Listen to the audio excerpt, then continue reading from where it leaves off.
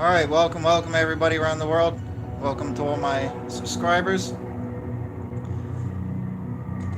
I removed recently a little mini series that I made quite a few, 3 or 4 years ago, where I went through the book of Revelation, which I always been calling Revelations. Whatever, apparently it's called Revelation, but I had gone through the book of Revelations and shown the great finding that I had made. But recently I took down that little video series because it was like 4 videos, and when I watched it, I was like, you know what? I'm really waffling a lot, and I really didn't cut to the chase. So I should remake them. So that's what I'm doing here today, and I urge everybody to listen to this video here because quite simply, these are astonishing findings, right? And I've never heard any other Christian teacher share this type of information. So I'm pretty sure that everybody who hears this will not have heard it before, unless you listened to my video from three, 3 or 4 years ago, or whatever it was. So basically, the book of Revelation is very big. It's got like 20, 21 chapters or whatever, 22 chapters. It's full of a lot of imagery and everything. It's very cryptic the way it's written. It jumps all over the place, and it's very confusing. That's why, Christian churches, with all our denominations, we haven't been able to come on an agreement on what it actually means for like 2,000 years. Because without a doubt, that and the book of Daniel are the most confusing books in the Bible. And by far, Revelation is far more confusing than Daniel because it's got a lot more end days imagery, right? But amidst all that confusion, I had noticed many years ago when I was doing my studies, I mean going back to like when I was like 18, like a long time ago, I noticed that when it talks about the 7 trumpets and the 7 vials and the 7 seals, I noticed, because I read the Bible so often, that I recognize, like, hey, wait a second, some of these seals sound just like some of the trumpets, and some of the trumpets sound like some of the vials, and vice versa. And what I noticed was that, and I'll break it down, because it can't really be summed up simply, but you have a list of 7 seals, a list of 7 trumpets, and a list of 7 vials. These are the 3 main things that are talked about, right? Now, without fussing over what they are, what they mean, who cares about all that foofy stuff right now? We have those 3 different things, right? Numbered 1 through 7, right? And if you look at what each one describes, you'll clearly see there's no conspiracy. I'm not reaching for this. It's clear as day, and I'll read the verses, you can all see, right? For example, the 7th of each is all describing the same one event. Okay? Now, the 7th trumpet is not the 7th seal, and it's not the 7th vial, because, they're called vials, seals, and trumpets for different reasons, right? Because they're different things. But the important thing is they occur on the same day. Because when John is seeing these things taking place, when it comes to the 7th of each, he's witnessing the exact same specific things that are being described. Okay? And then I noticed it wasn't just with the 7th, it was also with the 6th. Now, with the 5th, it's the same as well, but not with all 3. You'll see what I mean. It takes a little bit of breaking down, but generally what you see is that the trumpets represent one thing. We don't really have to fuss over what they represent, but trumpets are blown in times of war to announce impending doom and disaster, right? So, without arguing on what, anything further, it probably means something like that, right? Whereas the seals, a seal something, you got to unseal it. And if you read the chapter it talks about that, it's about the Lamb who's worthy to open the seals. You know what I mean? A seal opens up something and reveals or unleashes what's within, right? And it's something political, or, you know what I mean? Because it's a document. That's how different a seal would be logically to a trumpet and what they would signify. And then when you get to the vials, it tells you they're vials of wrath. And each one brings out terrible destruction and wrath, right? So that's pretty self-explanatory. But what they are is they're 3 different aspects, 3 different things, essentially, just to dumb it down. They're 3 different things. They all have their own 1 through 7, right? They all have 7 each.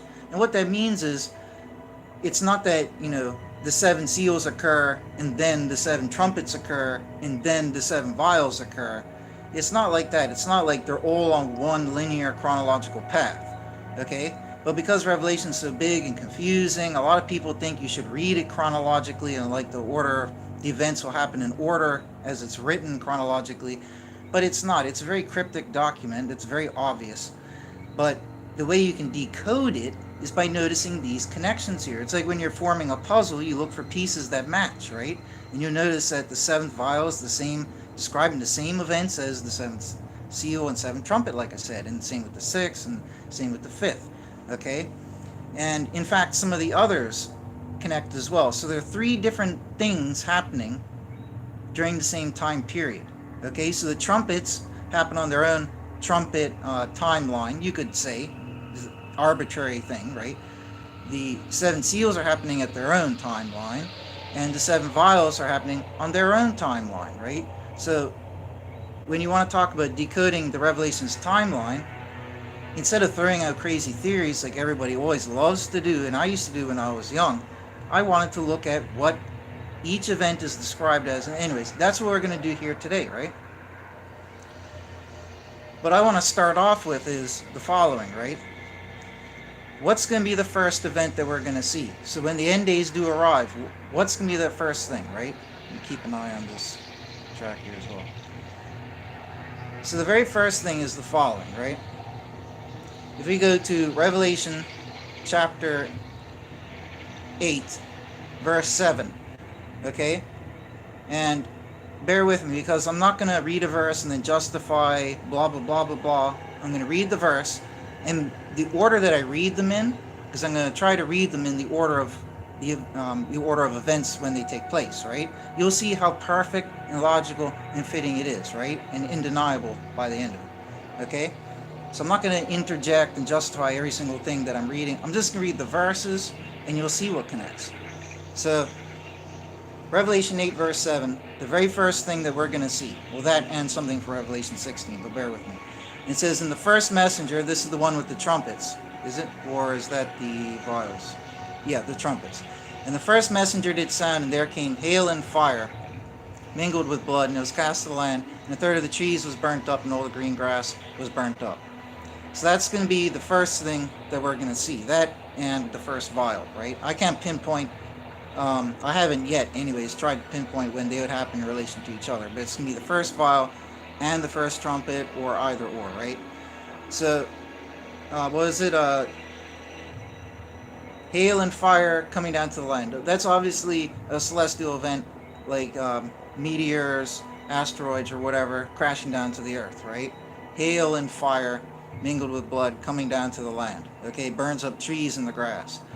So you're going to see a lot of that astronomical imagery, description throughout the Bible, throughout Revelation, because that's what the end days are talking about. It's like a very huge disaster that will take place in our solar system and will afflict the earth, right?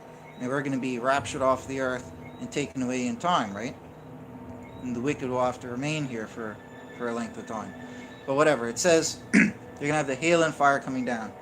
Now, if we quickly go over to Revelation 16, okay, and it's talking about, I'll read from verse 1. And I heard a great voice out of the sanctuary saying to the seven messengers, go away and pour out the vials of wrath of God to the earth.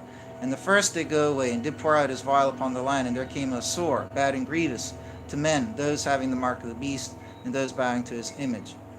So those are the very first things that are going to transpire. It's going to be the mark, those who have the mark of the beast, showing symptoms of this new plague. Okay, and I'm not trying to say it's what's happening on the earth now. This is going to be, when you read the description of this plague and what it does to you in Revelation and the Old Testament, is very, very clear. This is something different. We haven't seen. It acts like Ebola, actually, right? It's like super Ebola.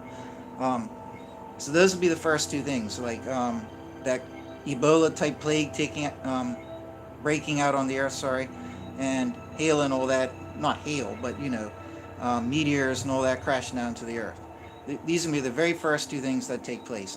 Like I said, as of yet, I haven't bothered, because I've done enough hard work. That's the last thing I haven't pinpointed in relation to each other. So one or the other is going to happen first. You know what I mean? If you stop and think about it, it probably would make sense. If rocks start crashing down, that's a pretty disastrous thing. So maybe the plague will happen first, right? But I haven't tried to prove it with scripture yet, but those are the first things that happen, right? And now we're going to start seeing the connections between everything here, okay? So we'll stick with Revelation 16, and it's talking about the second vial now, okay? So the second plague. And the second messenger did pour out his vial to the sea, and there came blood as of one dead, and every living soul died in the sea, okay? So remember those words, it's talking about death in the sea, okay? And the sea basically turned to blood, okay? He did pour out his vial to the sea, and there came blood as of one dead. Okay, now if we look at Revelation 8, we're going to see the connection here. Read verse 8. And the second messenger, so the second trumpet, did sound, and as it were a great mountain with fire burning was cast into the sea. So we see that this lines up with the prior verse that talked about the falling stars, the meteors or whatever, crashing down into the earth, right? So the second messenger is signaling a gigantic one, so a huge meteor or something has come crashing down into the sea, and it says, and the third of the sea became blood. So that's the first little connection we see right there, right? So at this point here, the second trumpet and the second vial are talking about the same time period, the sea becoming blood, okay?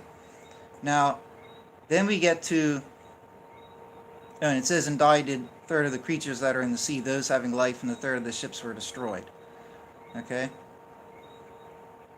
And that's the same as what it said by the second messenger in 16, and every living soul died in the sea. So they're not the exact same thing. It's a play on words, because one's trumpets, one's vials, okay? But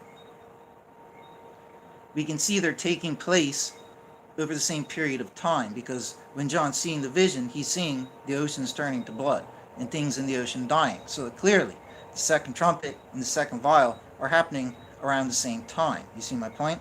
Okay, so moving on. Then it says, and the third messenger, so the third this is the vial, and the third messenger did pour out his vial to the rivers and to the fountains of the waters, and there came blood.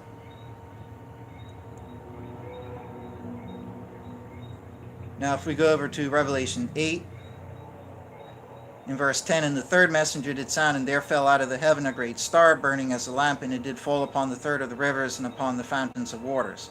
And the name of the star is called Wormwood, and the third of the waters became wormwood, and many of the men did die of the waters because they were made bitter. Now again, there's no coincidence that if you're following the order of events, okay, we could see in Revelation 16, it said that the third messenger poured out his vial of wrath onto the rivers, okay, and fountains of waters, okay, and in verse 10 and 11 from Revelation 8, okay, the third trumpet talks about these celestial things falling down, they fall in the rivers and poison them, and people die from them, right? So again, the trumpets and the vials aren't the same thing. They're different things from different perspectives, but they're taking place during the same time period, okay, immediate time period. Now, then we go over to the fourth. And it says, and the fourth messenger did sound. This is the trumpet, obviously. And smitten was the third of the sun. And here we're going to start seeing profound connections across the trumpets, vials, and seals. Okay? And smitten was the third of the sun, and the third of the moon, and the third of the stars. The darkened may be the third of them, and that the day may not shine, the third of it, and the night in like manner. Okay? And then the angels announce, woe to those dwelling upon the land from the rest of the voices of the trumpet of the three messengers who are about to sound. So what we know is that the fourth trumpet comes, okay, and darkness is introduced. That's the illustrated element that we can see, right? So let's go over to Revelation 16, okay? Let's go over to the fourth messenger, which is in verse 8. It says, and the fourth messenger did pour out his vial upon the sun, and there was given to him to scorch men with fire.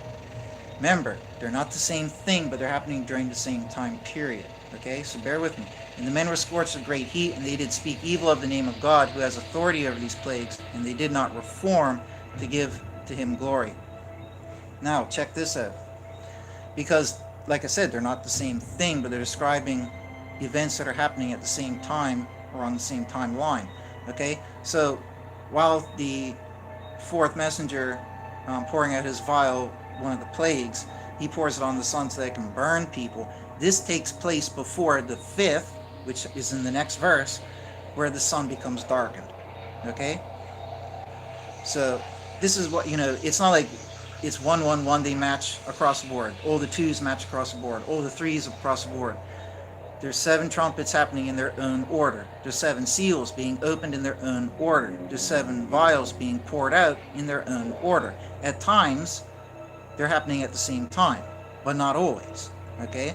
And this is what I'm doing. I'm mapping it out, right? So when the 5th messenger pours out his vial upon the throne of the beast, and his kingdom became darkened, and they were gnawing their tongues from the pain. Okay? And they did speak evil of the God of the heaven from their pains and from their sores, and they did not reform from their works.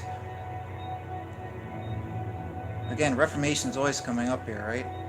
So the 5th trumpet, where is it? The 5th vial, is about the darkness, and that's what matches up with the 4th trumpet, where the darkness is introduced. Okay? Now, if we go over to Revelation 9, it talks about the 5th trumpet. It says, "And the 5th messenger did sound, and I saw a star out of the heaven." Again, more astronomical, celestial things coming down to the earth, right? "I saw a star out of the heaven having fallen to the earth, and there was given to it the key of the pit of the abyss. And he did open the pit of the abyss, and there came up a smoke out of the pit as smoke of a great furnace. And darkened was the sun and the air from the smoke of the pit." Okay, so again, this is during that time of darkness. Darkness was just introduced, and now it's probably getting even darker, right? But focus on the fact it says darkness, right? Remember that. And it talks about the locusts coming out. They can only harm those who have the mark of the beast, okay, and all of that. And then in verse 11, "And they have over them a king, the messenger of the abyss. A name is to him in Hebrew Abaddon, and in the Greek he has the name Apollyon." It translates as destroyer. Then it says in verse 12, "The first woe did go forth." Because remember, it just said there's 3 woes yet to come. And it says here in verse 12, "The first woe did go forth. Lo, there come yet 2 woes after these things." Okay, so this is the 5th trumpet, and it's a time of darkness. Now let's look back at the vials. The 5th vial, okay, was the darkness. You see what I mean? They're matching up. There's these profound connections. Clearly, they're talking about the same events, because all these things don't happen multiple times, right? So let's go and look down at the next one, number 6. Okay, so in Revelation 16, verse 12, it's talking about the 6th messenger pouring his vial, right? So he poured his vial upon the great river, the Euphrates, remember that word, and dried up was its water, that the way of the kings who are from the rising of the sun may be made ready. Okay, and then demons come out, blah, blah, blah, doing false signs, to bring them together to the battle of the great day of God the Almighty, verse 14. Okay, then a little hint in verse 15, "Lo, I do come as a thief."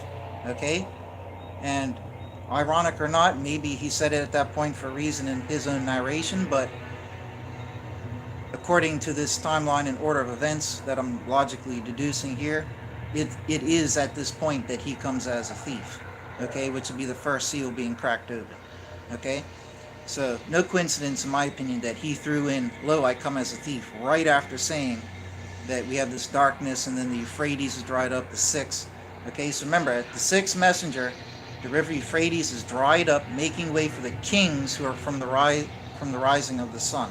Okay, and then you get demons and false prophets coming out of the dragon's mouth, doing signs to gather everybody up for the Armageddon. Then, "Lo, I do come as a thief." Okay, he who is watching, keeping his garments, pay attention, right? And you're gathered into the place called Armageddon. That's verse 16.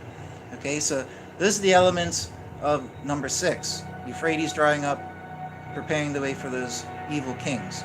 Okay, now in Revelation 9, it says, "And the 6th messenger did sound, trumpet number 6, and I heard a voice out of the 4 horns of the altar of gold as before God, saying to the 6th messenger who had the trumpet, Loose the 4 messengers who are bound at the great river Euphrates." See, no coincidence, right?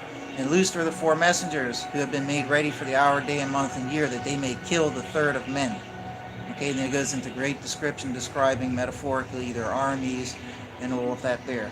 And again, it talks about people didn't reform. In verse 21, it says this like probably a dozen times in Revelation. It says, "Yea, they did not reform still from their murders, nor their sorceries, nor from their whoredoms, nor from their thefts." Okay?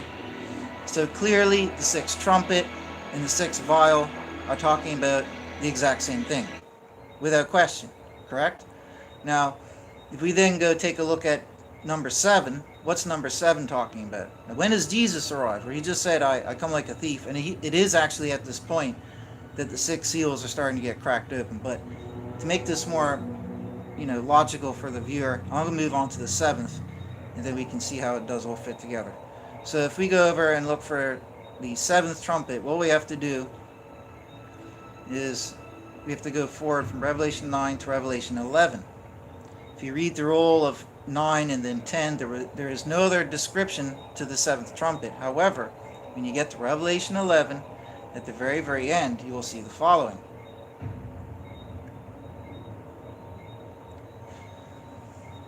In verse 19, the last verse, "And opened was the sanctuary of God in the heaven, and there was seen the ark of his covenant in his sanctuary.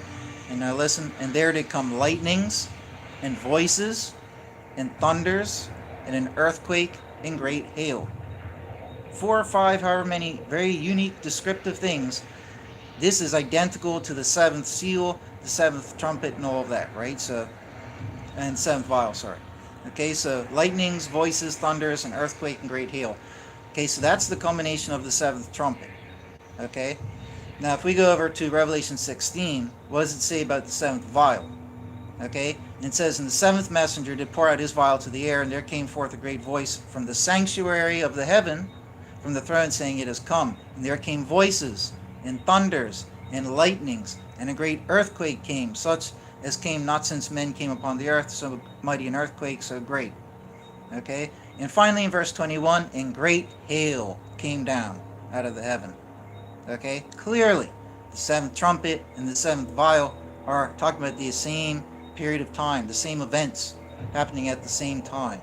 Okay, so where do the 7 seals fit in?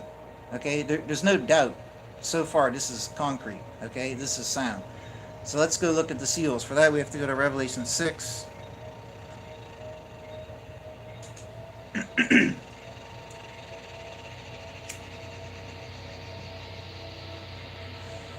In verse 1, "And I saw when the Lamb opened one of the seals, and I heard one of the 4 living creatures saying," actually, instead of reading through all of that, I'll prove the point first and then read that part. The first bunch of seals are actually talking about the 4 horsemen that come out. Okay?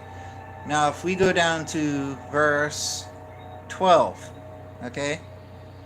It says, "And I saw when he opened the 6th seal, and lo, a great earthquake came, and the sun became black as sackcloth of hair, and the moon became as blood." So you can see these are the same elements that were talked about in the trumpets and the vials. We know that the darkness comes first, right? That was one thing, and then that was what, number 5 or 6 or whatever? No, number 5. The number 6 was the Euphrates being dried up and all that to prepare the release of the fallen angels and all them, Gog, Magog, and everything, right? And then number 7 is everything just ends. There's this onslaught of every disaster you can think of, right?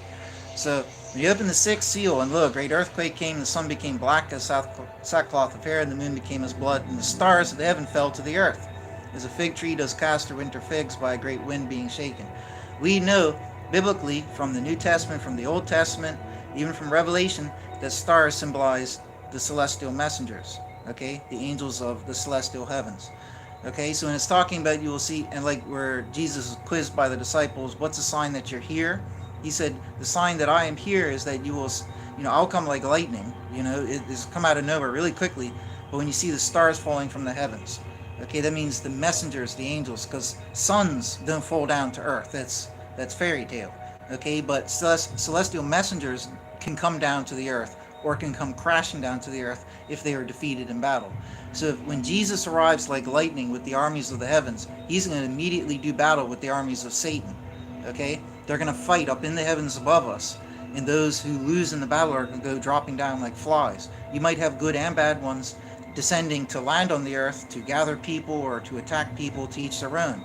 Okay, so when you see that happening, like the mole coming down or crashing down, you know that the end is here. In fact, when you see that happening, you know that Jesus is here and the battle is being fought. That was Jesus's warning, right? So when the 6th seal is open, you get the earthquake, the darkening of the sun, and then the stars falling down to the heaven, as a fig tree casting her winter figs. Like when Jesus cursed the fig tree, right? Okay, so that's the end. Like that's the heavenly end battle, okay? And it says in verse 14, and heaven departed as a scroll rolled up, and every mountain and island out of their places were moved. That can only happen once. Okay? This is a great earthquake, like has never been felt before, like was just described in the other places, right? Okay? Now, I think we have to go to Revelation 7.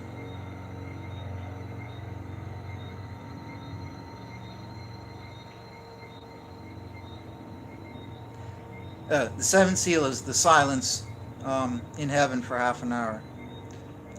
But after the period of silence, the culmination, the end of the seventh seal, says right here, and the messenger took the censer in verse 5, and did fill it out of the fire of the altar, did cast it to the earth, and there came voices and thunders and lightnings and an earthquake.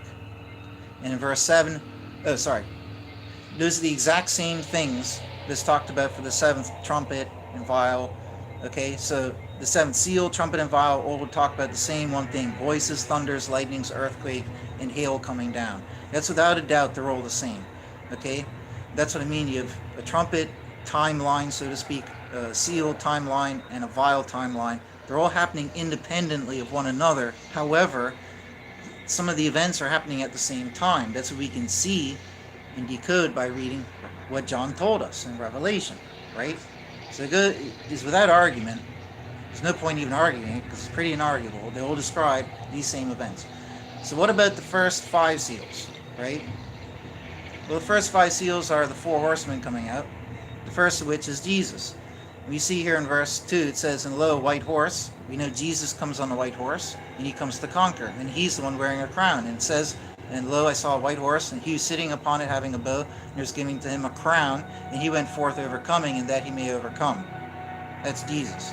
When you open the second seal, and I postulate, I think it's only logical, that the first 5 seals are opened in rapid succession because, they're talking about the 4 horsemen. You have the first one is one of them, the second is another horseman, the third is another horseman, you know what I mean, and teach their own.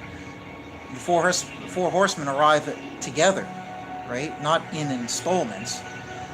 Because if you read Zechariah from the Old Testament, the 4 horsemen are running around the earth together, right? So, anyways, the white horse, that's Jesus coming. Then verse 3, and he opened the second seal, and heard the second living creature saying, come and behold. And there went forth another horse, red, and who's sitting upon him, there's given to him to take peace from the land. And basically it's war and slaughter, okay? Then the third seal, this is the black horseman. He has a balance in his hand. He's in charge of judging and weighing out your soul, essentially, because as it says here, read verse 6. Where is it? I'm trying to save time by not reading everything. Well, actually, I guess I have to read that. And I heard a voice in the midst of the 4 living creatures say, a measure of wheat for a denarius, and 3 measures of barley for a denarius, and the oil and the wine thou mayest not injure. That parallels Revelation 9 clearly. In Revelation 9, when all the bad things are released from the pit during the time of darkness, they're told you cannot harm those who have the seal of God, right? That's the oil and the wine. So this is what this is referencing.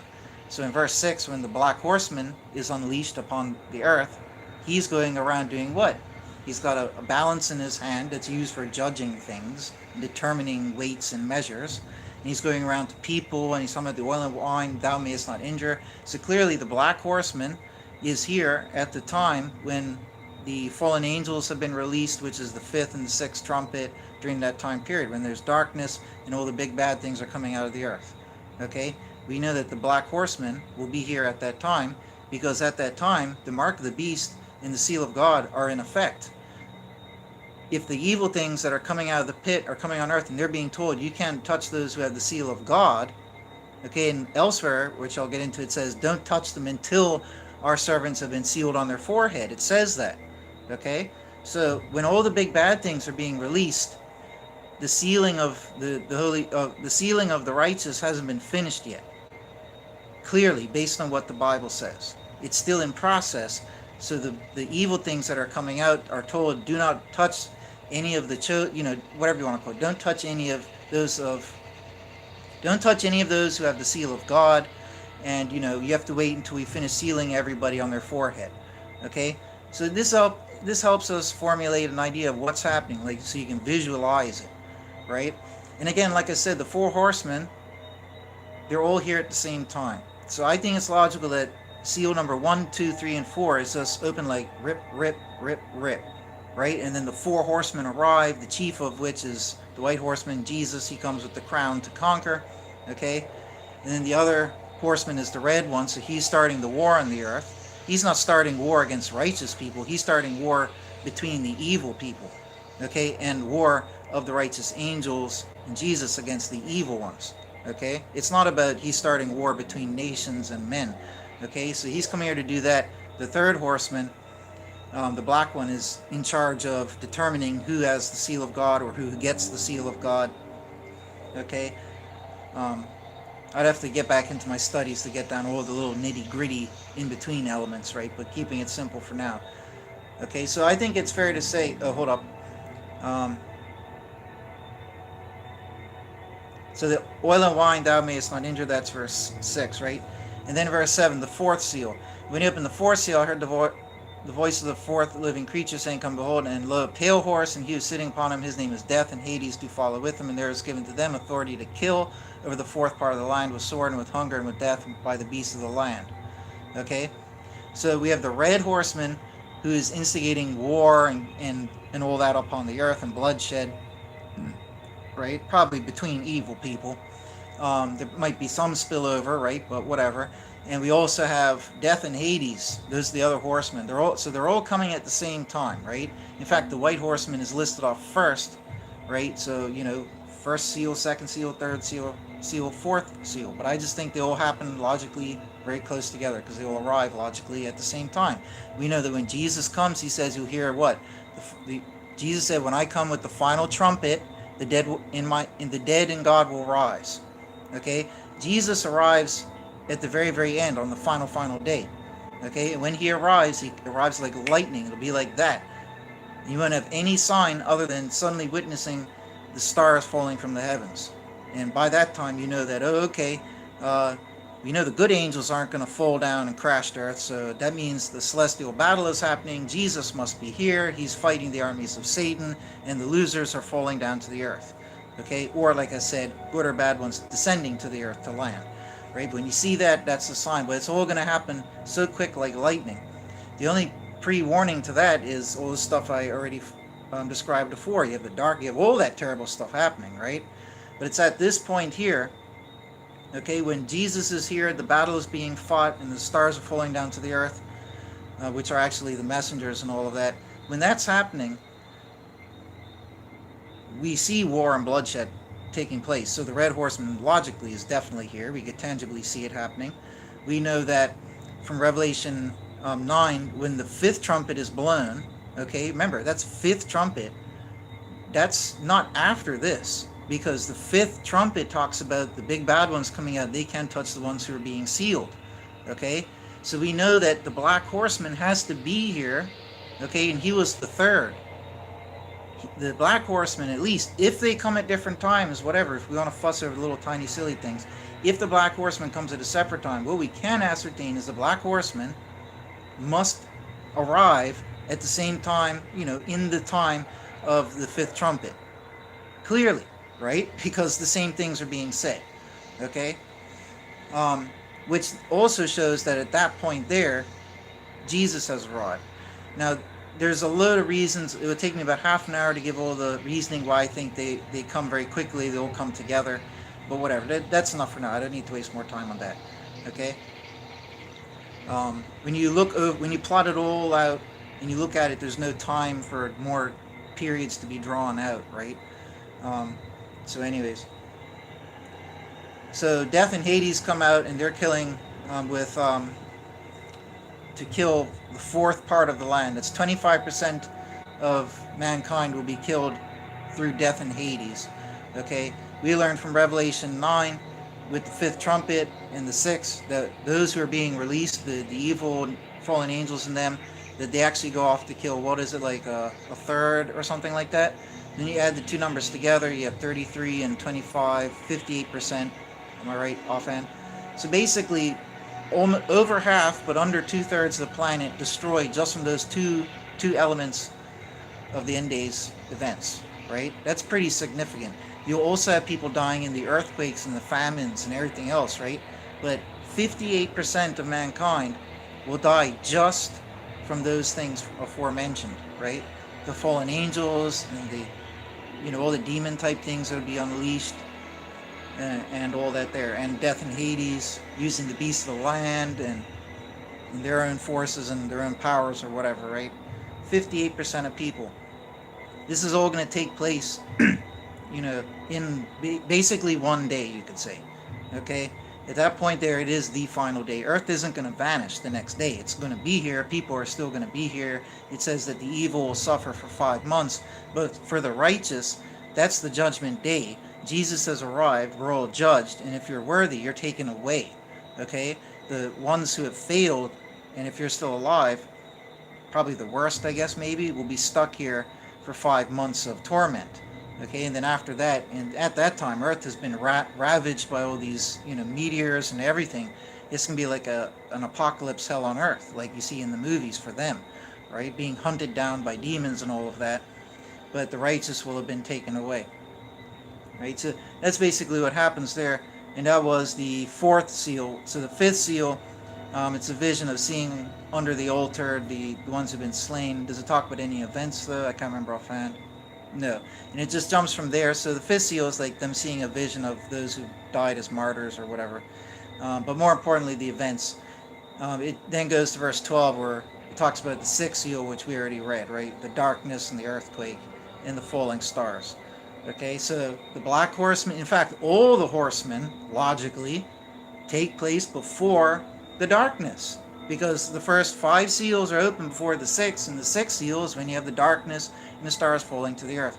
So that's why I believe that I have decoded it. It's just logical. I've just observed something that's here. Like, you observe, the law of pi or whatever. It's an aspect of reality. I've observed something here. It's not my creation. Literally an observation. Okay, so the 4 horsemen, all of them, will be here before the earth goes in darkness and the stars fall, which means that they will be here at the time of, just before, but, around the time of the 5th trumpet. Okay?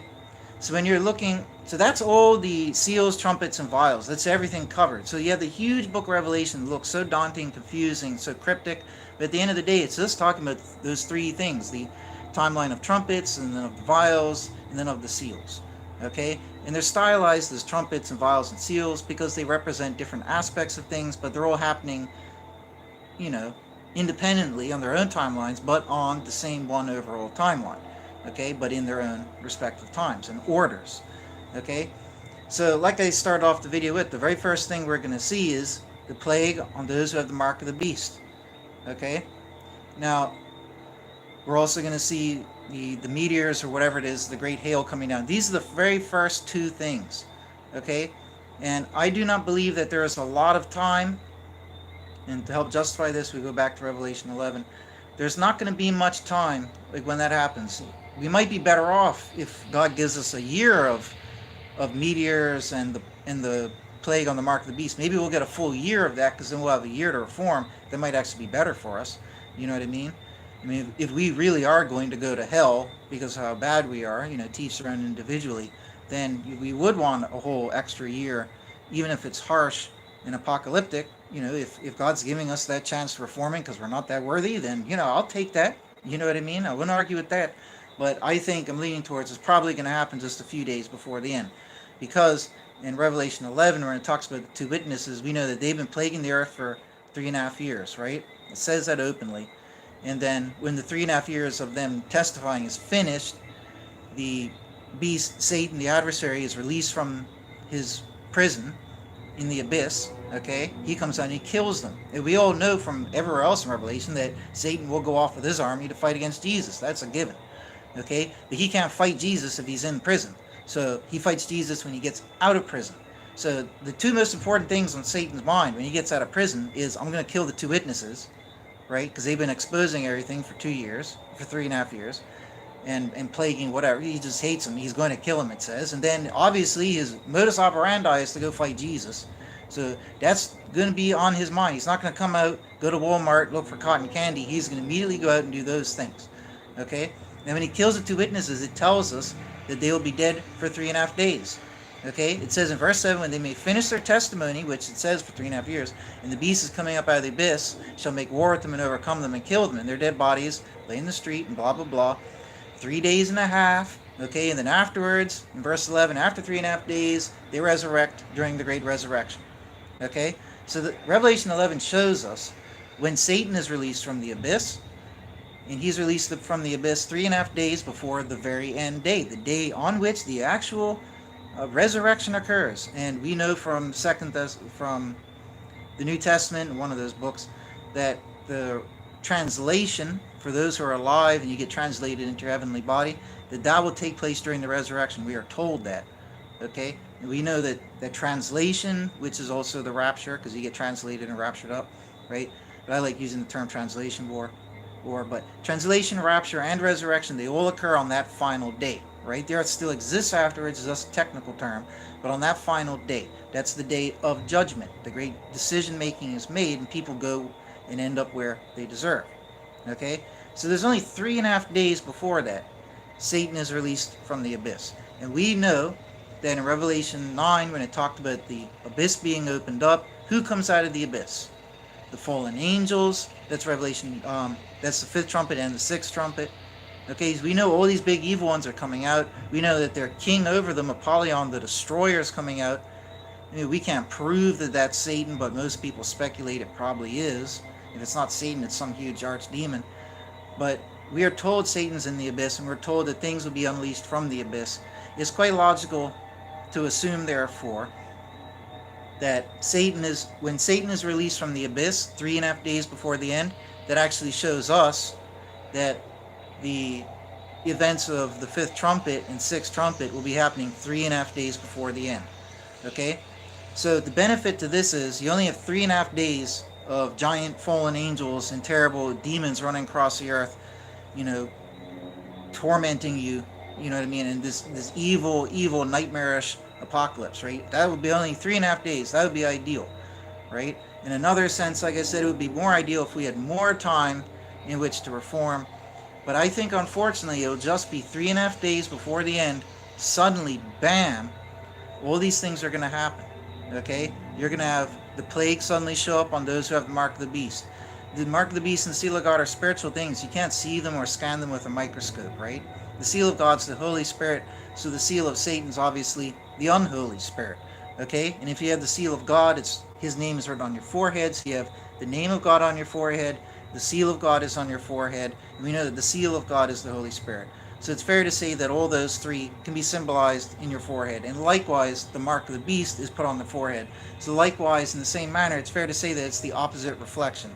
So it would be the spirit of Satan, okay? The name of Satan, we're told that, would be on the forehead, okay? So what was it? The name, the spirit, and the seal, okay? And that's what seals use. So they're perfect opposites, you see my point?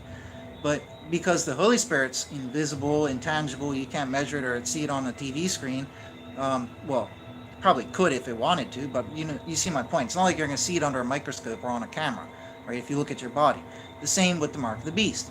The point of all this is they're spiritual, invisible matters. They're intangible. We can't tangibly see them and measure them. We have no clue whether we've got the seal of God or the mark of the beast right now. They're spiritual things, right? Unless we can truly discern ourselves from within. And it comes down to, are you serving Satan? Are you evil and dark? Or are you serving God? Are you righteous and of goodness and light? You know what I mean? It's one of those two extremes, obviously. Okay?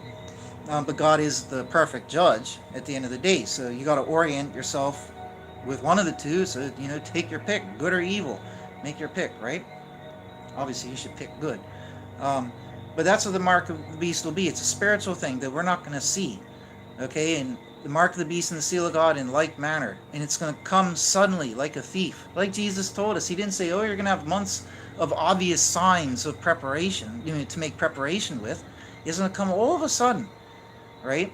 And like I said, it would be nice to have maybe some of these bad events will happen a year earlier. Maybe those first events, like I said, maybe we'll have longer time during this apocalyptic times to reform. Maybe. But I think it probably leans more towards 3.5 days before the end. Because of what it says in Revelation 11, like I already pointed out. Okay? We got fallen angels being released from the pit and their king who lords over them. We know that Satan is the lord of all evil. He's being released from the pit. It's only fair to say, boom, they're happening at the same time. Satan, the fallen angel chiefs, and all the demons are all released from the pit while the world is in darkness. I think that's fair to say. Okay? Now, so anyways, getting back to on track, what would it be like? Like, I want to know this for myself, which is why I was excited to make this video. Like, it could happen tonight. It could happen in a year or two's time, right? For all we know, maybe it'll happen in longer down the road, and but whenever it does happen, it'll happen suddenly. So let's get prepared. What is actually going to happen, right?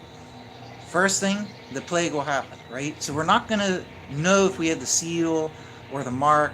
It's not going to really be tangible unless, anyways, let's keep things simple. It's not going to really be tangible. Okay, I know a lot of people believe there are going to be Antichrist forcing people to take the mark. That's another thing I'm not getting into, right? But they will be invisible. We won't know if we actually have them or not, per se. Okay, so all of a sudden one day, those who have the mark of the beast, bam, you're getting the plague. Now, when that happens, you can see that in terms of time of judgment, it's just logic here, right? Obviously, if you're getting a plague manifesting on you, you're getting it. If everybody is across the earth, then it's the biblical plague. It fits the description, like super Ebola. You will then know, okay, yeah, this isn't some new bat virus. This is the biblical plague, which means that I have the mark of the beast. And we know from the Bible that when that happens, you're pretty much doomed. Okay? Now, I'm not a God's legal lawyer. I would like to say that the final judgment happens at the judgment throne. I think that's logical. I've had Christians demonize me for suggesting that you could have the mark of the beast, perhaps get plagued or tormented, and repent and earn release from that. But I've had people demonize me over it. I said, well, what if it was you? Wouldn't you want a possibility of being redeemed? You'd be forced to go through the plague for X period of time, day or whatever it is. You'd be hunted by the fallen angels and whatever. But if you reform and you mean it and you were that close to being good anyways, I would like to think that. So I would like to say, but I'm not God's legal lawyer, like I pointed out, I would like to say the final judgment's at the judgment throne, right? When you are taken up before the throne, boom, and you're judged by the judge. I would like to say that. I would kind of logically doubt that God would render your judgment before that time, you know what I mean? Because it kind of makes the judgment time a moot, futile point. But anyways, right? I'm not here to fuss over little details like that. But what I'm getting to is very important, because we're going to see, if you believe the Bible, one day we're going to suddenly see the very first thing out of the blue, okay? You're just going to see a huge portion of mankind get this super Ebola type plague. Okay, it'll be like the zombie movies. When people have Ebola, I can't remember everything specific, right? But I know it's like a blood disease, and I can't remember if it's little worms or parasites or whatever, but I know it makes you bleed on the inside. Your organs bleed, your eyes bleed, your ears, your mouth. So if you picture it, it makes you swell up. You look like a swollen corpse. It makes your body parts rot and fall off. And your brain gets affected too. So you become zombified. You actually look and can act like a zombie. So I think that's quite shocking, and that would be a very noticeable thing. You know what I mean? It's not a common cold. This will be a very severe thing. So when we see that happen, and it's not like everybody's gonna be like, bam, everybody's got it all at once. It's obviously going to logically progress. We're not talking about the tooth fairy here in magic poofy land. It's going to be a virus. It's a disease. It's a plague. It even says that, a plague. Okay, and it describes it like a biological disease. Okay, and it's not going to be magic like from a tooth fairy and everybody who's bad and naughty has it. We can see, don't harm any of the humans until we have finished sealing them upon their foreheads. So we know that there is still time. Things are happening, and it's not all bam at one point. So I think logically, based on the words in the Bible, what's going to happen is that we're going to see this plague break out, and then it's going to occur over a period of time. It's probably just going to be those last few days. That's it. And I would guess offhand that within the first day, because all those other terrible things that were just described, the meteors and everything, are also going to happen in the final 3.5 days, right?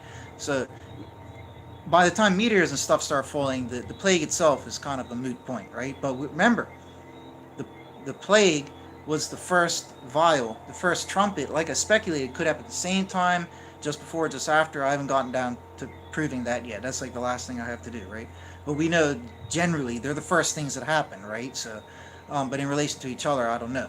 But is we may not even have them much time. Like when we see the plague break out, maybe the meteors have already started falling, right? If the meteors fall first, right? Or the plague will break out and then meteors will start falling within a few hours.